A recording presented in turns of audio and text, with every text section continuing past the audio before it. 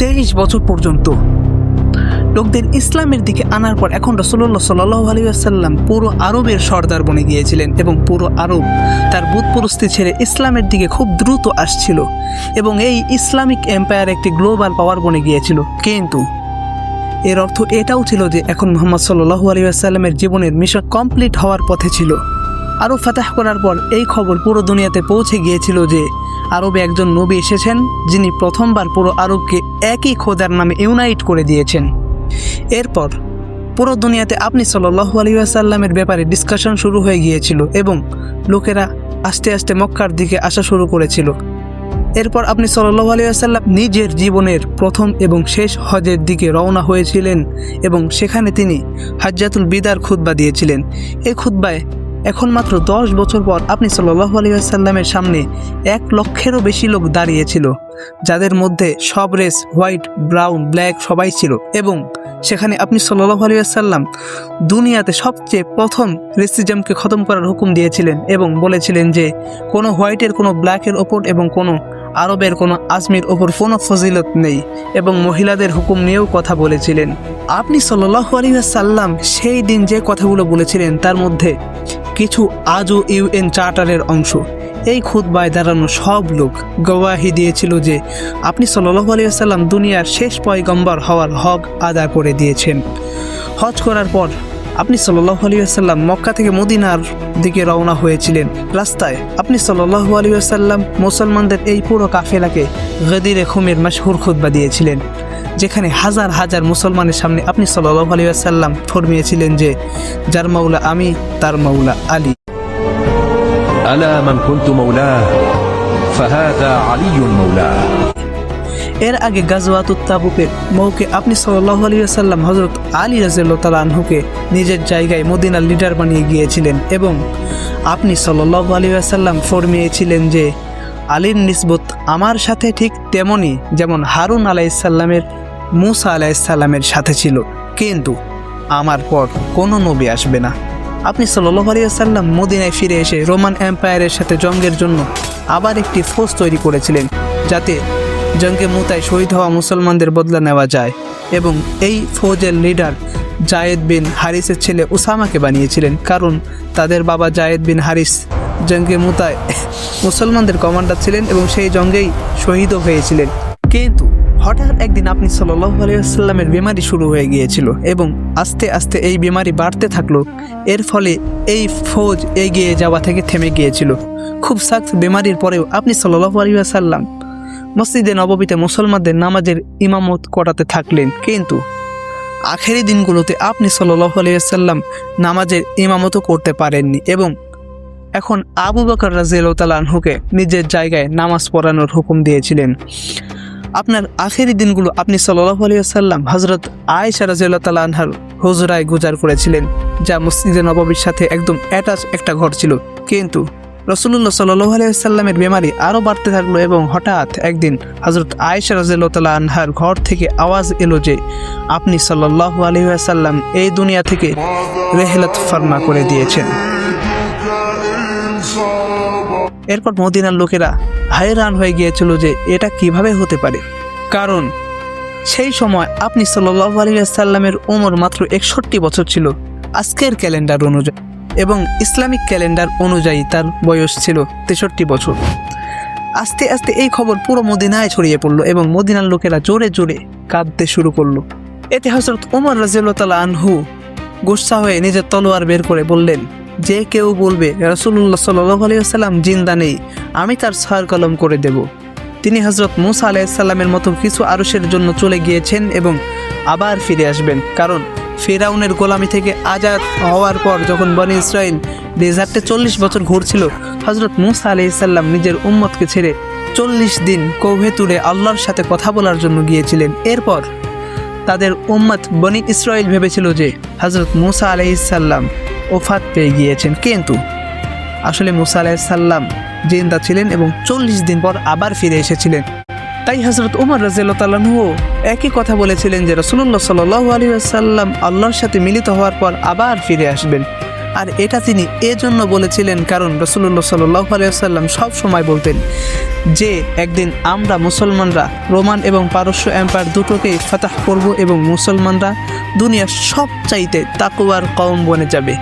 তাহলে এখন এটা কিভাবে হতে পারে যে এসব হওয়ার আগেই আপনি সাল্লাল্লাহু আলাইহি ওয়াসাল্লাম মুসলমানদের ছেড়ে চলে যাবেন?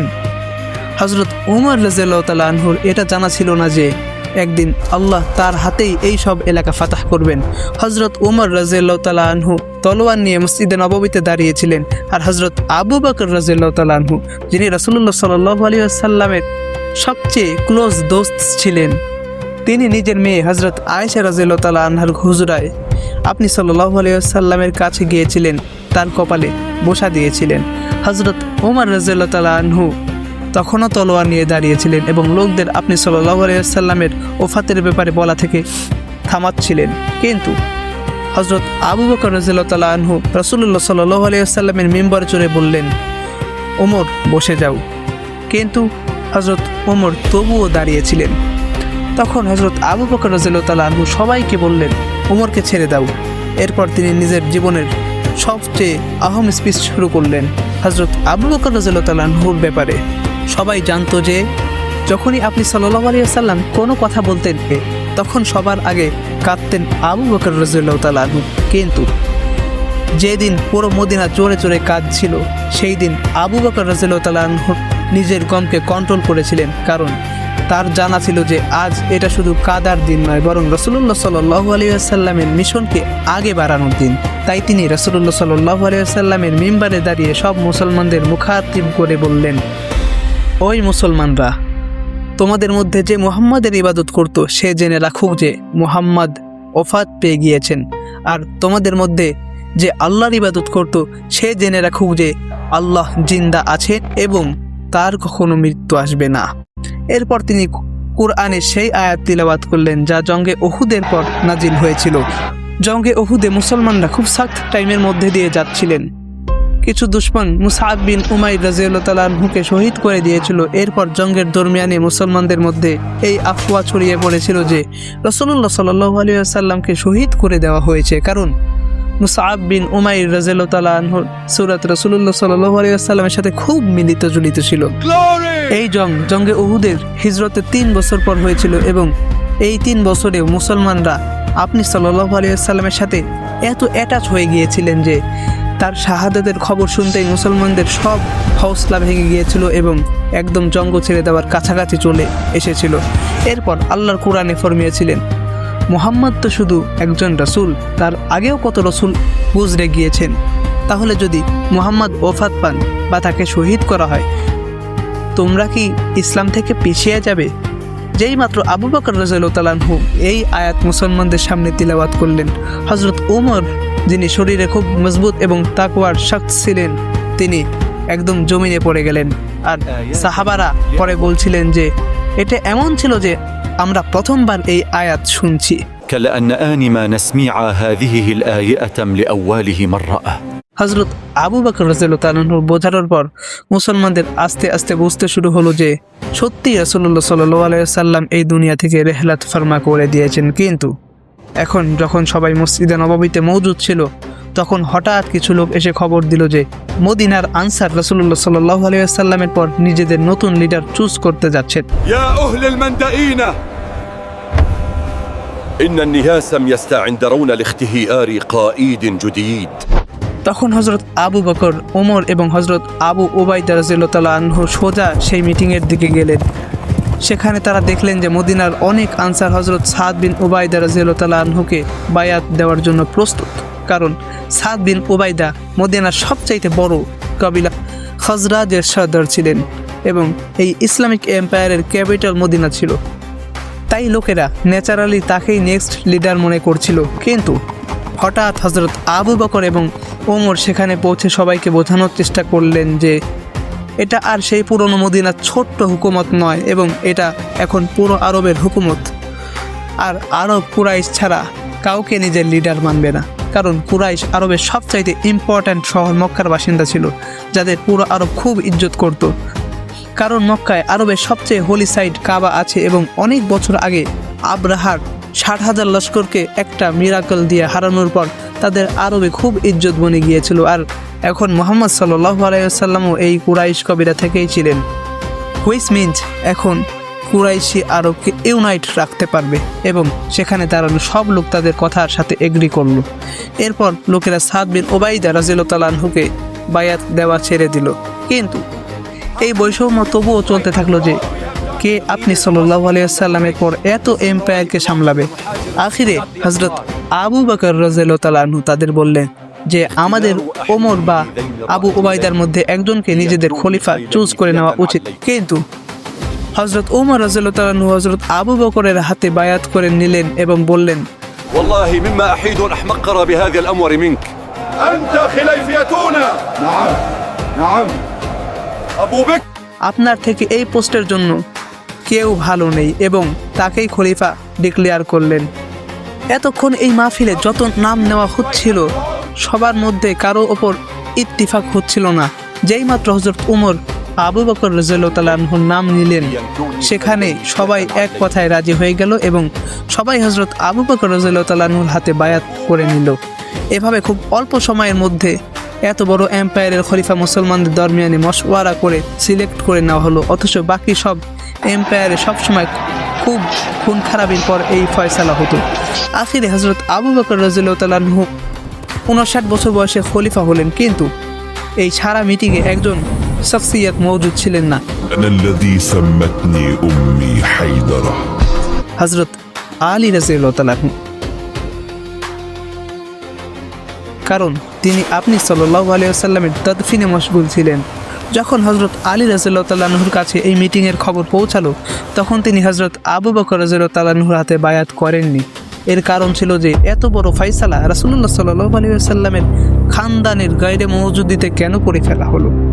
এর কিছু আরশ পর আবু সুফিয়ান রাদিয়াল্লাহু তাআলা আনহু, যিনি এখন মাত্র কিছু আরশের আগে মুসলমান হয়েছিলেন, হযরত আলীর কাছে এসে বললেন যে আবু বকর রাদিয়াল্লাহু তাআলা আনহু কুরাইশের খুব কমজোর কবিরা থেকে, আপনি যদি বলেন তো আমি তাদের খিলাফে একটা ফৌজ জমা করে দেই।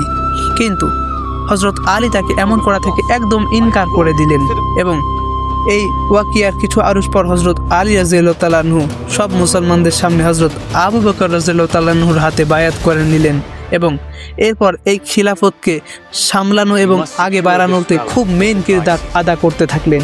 এটা খুব একটা কন্ট্রোভার্সিয়াল মাসলা, কারণ আজ পর্যন্ত মুসলমানদের দুই বড় গ্রুপের মধ্যে ইখতিলাফ আছে এই বিষয় নিয়ে।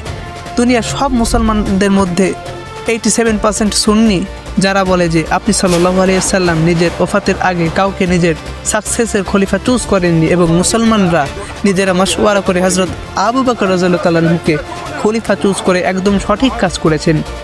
আর মুসলমানদের মধ্যে 13% শিয়া, যারা বলে যে না, আপনি সাল্লাল্লাহু আলাইহি ওয়াসাল্লাম গদির খুমের খুতবায় হযরত আলী রাদিয়াল্লাহু তাআলা আনহুকে খলিফা বানিয়ে দিয়েছিলেন। হযরত আবু বকর রাদিয়াল্লাহু তাআলা আনহু খলিফা হওয়ার পরের দিনই নিজের কাপড়ের দোকানে এলেন। তখন সাহাবারা জিজ্ঞেস করলেন যে আপনি এখানে কি করছেন। তিনি বললেন, আমি যদি কারোবার না করি তাহলে নিজের ফ্যামিলিকে কীভাবে খাওয়াবো। এতে মুসলমানরা বলল, আমরা আপনার কোনো তনখা স্যালারি সেট করে দিই। তখন আবু বকর রাদিয়াল্লাহু তাআলা আনহু বললেন, তাহলে আমার স্যালারি একজন আম মজদুরের স্যালারির বরাবর সেট করা হোক। সাহাবারা বললেন, মজদুরের স্যালারি তো খুব কম হয়। তখন হযরত আবু বকর রাদিয়াল্লাহু তাআলা আনহু বললেন, তাহলে মজদুরের স্যালারি বাড়িয়ে দেওয়া হোক। এভাবে এই প্রিন্সিপালসের ওপর ইসলামের প্রথম খিলাফতে রাশিদা শুরু হয়েছিল। আবু বকর রাদিয়াল্লাহু তাআলা আনহু খলিফা হওয়ার সাথে সাথে সবার আগে সেই ফৌজে রওনা করলেন যা আপনি সাল্লাল্লাহু আলাইহি ওয়াসাল্লামের বেমারির কারণে থেমে গিয়েছিল এবং বাকি সব কাজও ঠিক তেমনই কন্টিনিউ রাখলেন যেমন আগে হতো। কিন্তু এটা কোনো সহজ কাজ ছিল না, যে কারণ এখন পর্যন্ত মুসলমানদের মধ্যে অনেক মুনাফিক অন্তর্ভুক্ত ছিল। তারা এর আগে শুধু এই জন্য চুপ ছিল যে রাসূলুল্লাহ সাল্লাল্লাহু আলাইহি ওয়াসাল্লাম আল্লাহর রাসূল ছিলেন এবং তাকে জিবরাইলের দিক থেকে অনেক কথা আগে থেকেই খবর পৌঁছাতো। কিন্তু এখন লোকদের মধ্যে এই কনফিডেন্স এসে গিয়েছে যে এখন যখন রাসূলুল্লাহ সাল্লাল্লাহু আলাইহি ওয়াসাল্লাম নেই তাহলে আমরা যাকাতও দেব না, কারণ মুনাফিকদের জন্য নিজের মাল থেকে টাকা দেওয়া খুব মুশকিল কাজ। অ্যান্ড নট অনলি দ্যাট, কিছু লোক আপনি সাল্লাল্লাহু আলাইহি ওয়াসাল্লামের এত আজিম কামিয়াবি দেখে এটাকে কপি করার চেষ্টা করছিল এবং নবুয়তের ঝোঁটা দাবি করে দিয়েছিল। তাদের মধ্যে একজনের নাম ছিল মুসাইলিমা কাজ্জাব। সাবস্ক্রাইব। يا أهل اليمامة إني رسول الله إليكم فاسمعوا قولي وأطيعوا أمري